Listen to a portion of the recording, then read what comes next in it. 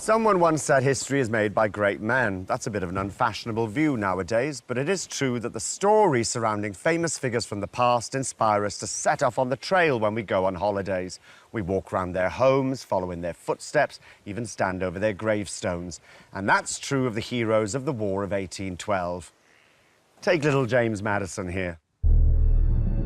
I'm not being patronizing. Little is what Madison was, the shortest of America's presidents at 5'4".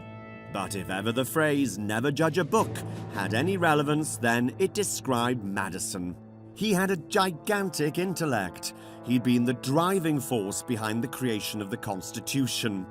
It's just that the shy, thoughtful, slightly academic qualities that made him such a powerful thinker didn't necessarily make him a powerful president.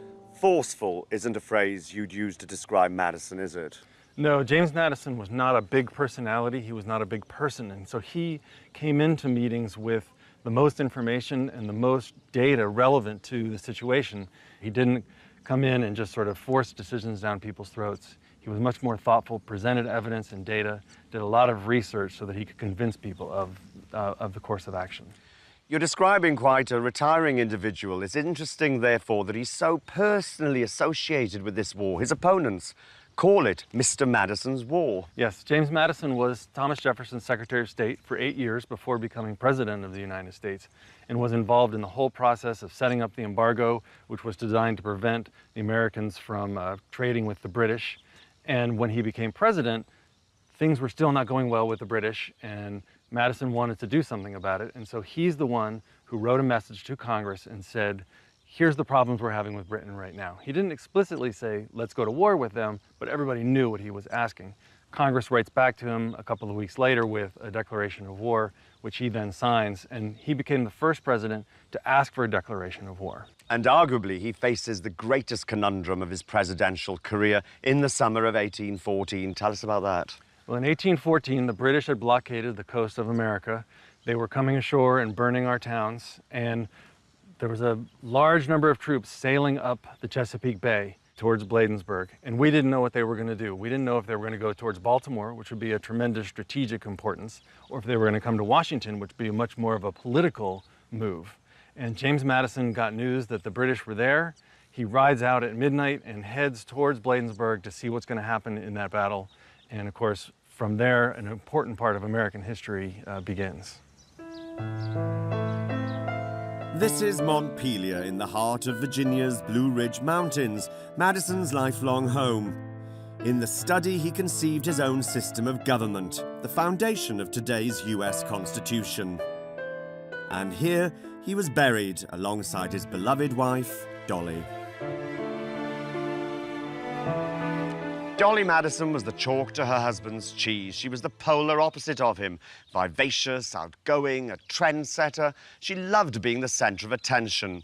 She was the presidential wife who inspired the phrase, First Lady.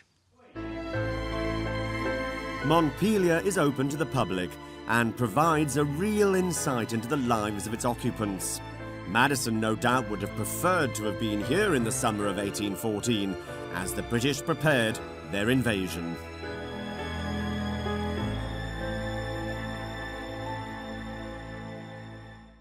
An hour west of Madison's home is Ash Lawn Highland. Known back then as simply Highland, it was the home of Madison's Secretary of State, James Monroe. They were a tight little bunch, these Virginians who ran the country.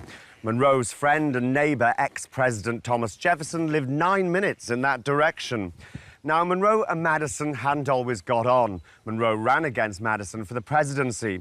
But as the war continued, they developed a close working relationship. Monroe had to take on the responsibilities of Secretary of State. And when Madison stepped down, Monroe stepped up to become the 5th President of the United States. No wonder they were called the Virginia Dynasty. Ash Lawn Highland opened to the public in 1931.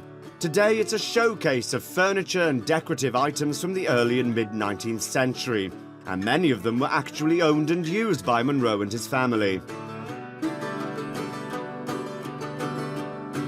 The bust of Napoleon in the drawing room was given to Monroe by Napoleon himself. And these hand-carved chairs brought back from France were once part of a 24 set that the Monroes used in the White House.